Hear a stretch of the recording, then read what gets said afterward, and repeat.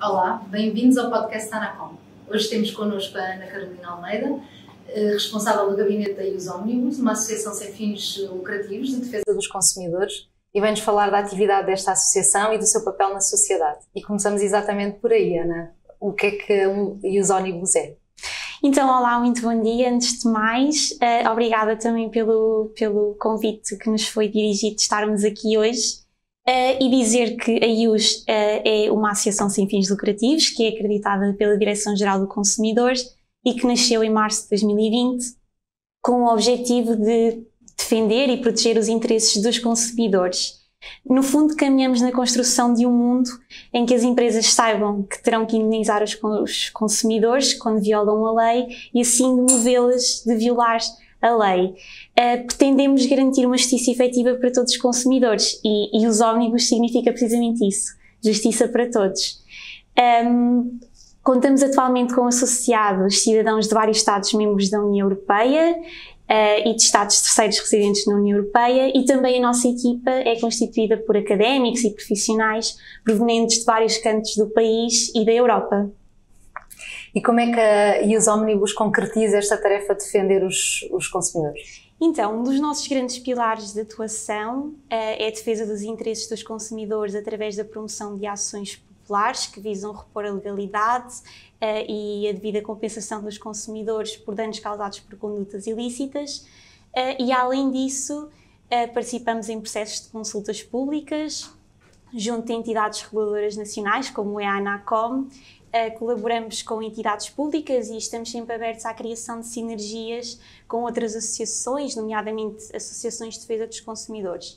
Além disso, também tomamos parte em iniciativas de promoção dos direitos dos consumidores, como é exemplo este podcast. A IUS tem também já um conjunto de ações populares intentadas, 11 ações populares, e temos também a correr um conjunto de ações populares no âmbito do livro de reclamações eletrónico. No fundo, a IUS identificou algumas empresas que não adquiriram e não disponibilizam um livro de reclamações eletrónico aos consumidores portugueses, impedindo-os de apresentar uma reclamação nos termos da lei. Isto leva a que o conhecimento das queixas por parte das autoridades fiscalizadoras competentes seja dificultado ou até mesmo impossibilitado, e abre a porta a que empresas que vendem bens e prestam serviços online escapem ao controlo das entidades públicas fiscalizadoras. E, no fim, é a proteção dos consumidores que fica fragilizada e comprometida.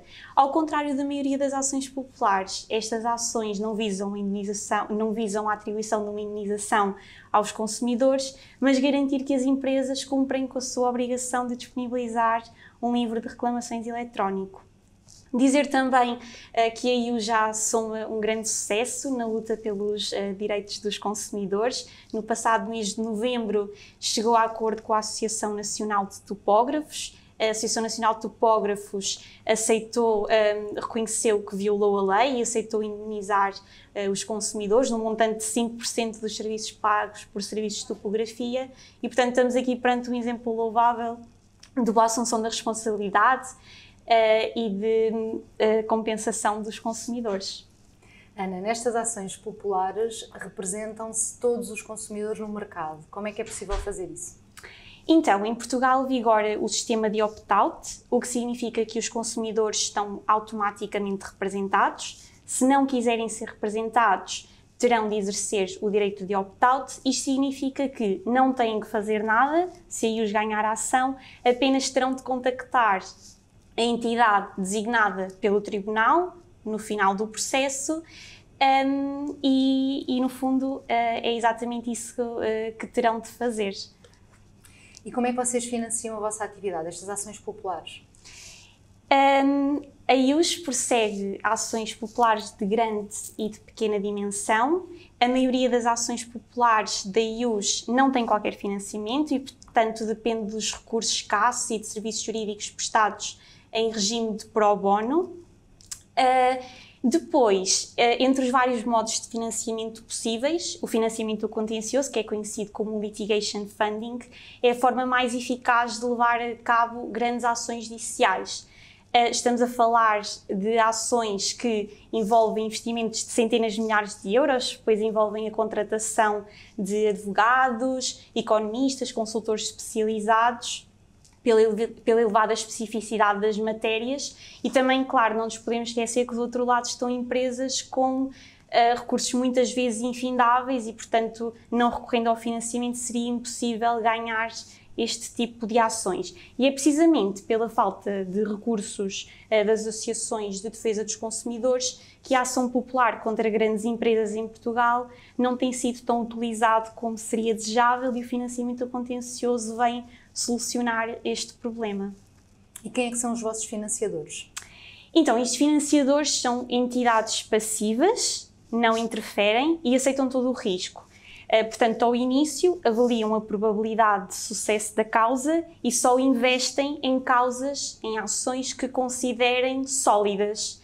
E, portanto, suportam todos os custos e só são remunerados e só recuperam o seu investimento se a IUS ganhar a ação e apenas e se na medida em que tal for autorizado pelo Tribunal.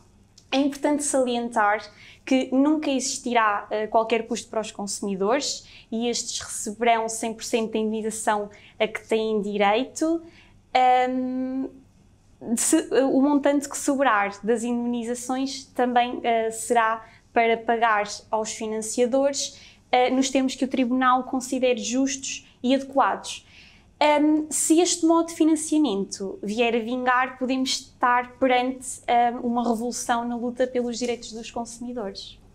Então, fazendo aqui o processo, os tribunais decidem a favor dos consumidores nestas ações populares, eles podem pedir a sua parte da indenização, e o que é que acontece no fundo ao valor que possa sobrar, porque os consumidores podem não ir pedir todo o valor que foi atribuído pelo Tribunal?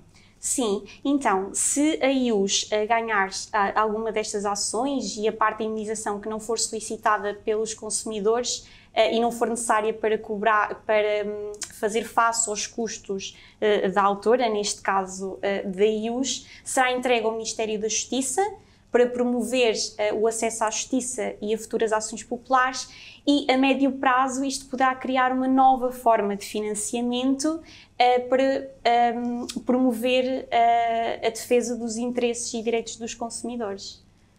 Ana, para terminar, pedia o vosso conselho para os consumidores. Tornar-se associado da IUS, que não tem qualquer custo ou obrigação. Na IUS acreditamos que o acesso à justiça para os consumidores deve ser gratuito e, portanto, aplicamos o mesmo princípio aos seus associados. Os associados, os consumidores, não deverão ter que pagar nada para se juntarem à IUS e contribuírem para a luta pela defesa dos seus direitos. Também, enquanto associado da IUS, poderá dar-nos ideias, sugestões e, por exemplo, ao participar nas Assembleias Gerais, poderá direcionar e influenciar a nossa atividade e, claro, também tem sido nossa missão aumentar o número de associados, pois ao crescermos e ganharmos maior representatividade junto das instituições públicas, também projetamos a nossa voz. Poderão sempre visitar o nosso website, na página de Torne-se Membro, e em menos de um minuto poderão tornar-se associados da IUS e também poderão consultar o nosso website para obter mais informações relativamente a cada um dos nossos casos e à nossa missão, e estamos sempre à distância de um e-mail para qualquer questão que tenham e que nos queiram colocar. Muito obrigada, Ana, por ter estado connosco e por nos ter ajudado a explicar este tema relevante para a proteção dos consumidores. Obrigada a nós pela oportunidade de estarmos aqui e mostrarmos um pouco do nosso trabalho pela luta dos direitos dos consumidores.